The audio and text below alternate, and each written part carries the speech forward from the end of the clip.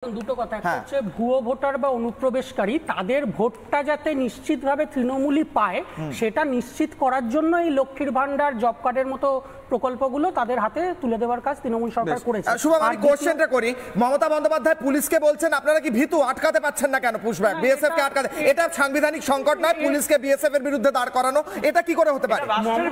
আজকে সমস্যাটা হয়েছে শুরু থেকেই মমতা বন্দ্যোপাধ্যায়ের এই ভুলভাল কথা, যেটা প্রশাসনিক শীর্ষ পদে থেকে বলা যায় না, সেই ধরনের বক্তব্যগুলো রাখার জন্যই আজকে আমাদের রাজ্যে এই সমস্যাটা তৈরি হয়েছে। উনি যদি একজন প্রশাসনিক প্রধান হিসেবে তার যে দায়িত্ব, তার যে কর্তব্য, তার যা বক্তব্য হওয়া উচিত সেটা যদি উনি করতেন তাহলে আজকে এই সমস্যায় জটিলতা সৃষ্টি হতো না। আর একটা কথা একটু শেষ করি, সেটা হচ্ছে অঙ্কনই বলছিল না যে এক একটা বিধানসভায় 40,000 45,000 বাদ যাবে। তবে যেটা সঠিক আমার কাছে যেটুকু তথ্য আছে সেটা হচ্ছে এখনো পর্যন্ত যে কটা বিধানসভার তথ্য আমি পেয়েছি তাতে 10% করে ভোটার বাদ যাচ্ছে, এটা সত্যি। তার মানে হচ্ছে 2,40,000 2,20,000 ভোটার সম্বলিত বিধানসভাগুলোতে কিন্তু 20,000 22,000 করে ভোটার বাদ যাচ্ছে। এবার এই সংখ্যাটা কিন্তু হচ্ছে শুধু ডেড এবং আনট্রেসেবল, মানে যারা মৃত এবং আনট্রেসেবল, 56 লাখ এখন পর্যন্ত। সেইটা 56 লাখ যেটা আপনারা বলছেন সেটা শুধু মৃত এবং আনট্রেসেবল। এবার এর সাথে কিন্তু আপনার শিফটেড অ্যাড হবে, এর সাথে আপনার ডুপ্লিকেট অ্যাড হবে, এর সাথে আপনার ইনফিলট্রেটর অ্যাড হবে, এবং তার সাথেও আপনারা যেটা ধরছেন না সেটা হচ্ছে যারা ফর্মটা জমা দিয়েছে কিন্তু 2002 এর তথ্য ঠিকভাবে দিতে পারেনি তাদেরকে তো হিয়ারিং এ ডাকা হবে। এবার যাদেরকে হিয়ারিং এ ডাকা হবে তাদের মধ্যে থেকে তো একটা বড় অংশ বাদ যাবে। সুতরাং এই সবটা যোগ হয়ে সংখ্যাটা কোথায় গিয়ে দাঁড়াবে এখন সত্যি আইডিয়া করা যাচ্ছে। এটা বিশাল একটা সংখ্যা হতো। অ্যানালিসিসটা বলুন।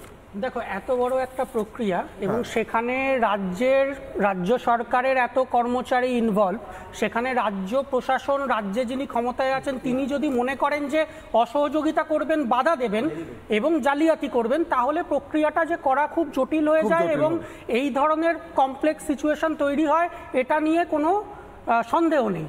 কিন্তু সঙ্গে বিষয়টা এটাও, সেটা হচ্ছে যে ইলেকশন কমিশন যে ভুয়ো রূপতে করা কমিশন যেটা তোমরা দেখালে, সেটা সত্যি কি করা ইলেকশন কমিশন হয়েছে? যদি করা হতো তাহলে আজকে এত মৃত্যুহীন বুথ আজকে হলো কেন?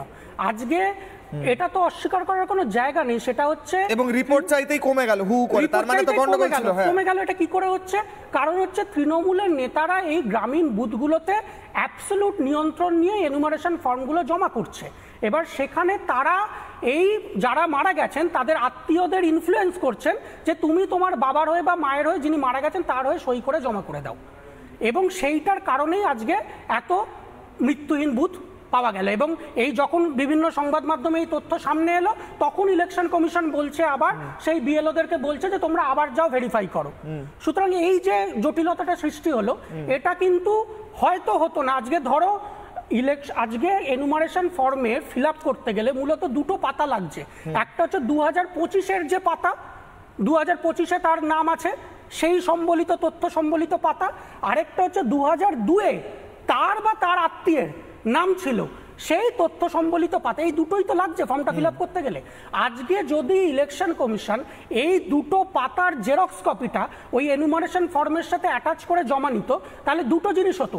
কেউ ফর্ম ফিল আপ করতে যদি ভুল করতো তাহলে ইলেকশন কমিশনের লোকজন ওই তথ্য থেকে তার ফর্মটা কারেকশন করে দিতে পারতো, মানুষ আতঙ্কিত হতো না। আর দ্বিতীয়ত হচ্ছে যদি এই তথ্যটা অ্যাটাচ করে জমা নিত তাহলে যেভাবে আজকে মানুষ যার হয়ে পারছে সই করে জমা দিয়ে দিচ্ছে সেটাও করতে পারতো না। আপনি বলছেন যথেষ্ট করা হচ্ছে না ইলেকশন কমিশন? যথেষ্ট করা হচ্ছে না, এবং প্রক্রিয়া, যেটা আমি বিহারের ক্ষেত্রে বারবার বলেছিলাম যে বিহারের ক্ষেত্রে প্রক্রিয়াগত বহু ভুল হয়েছে।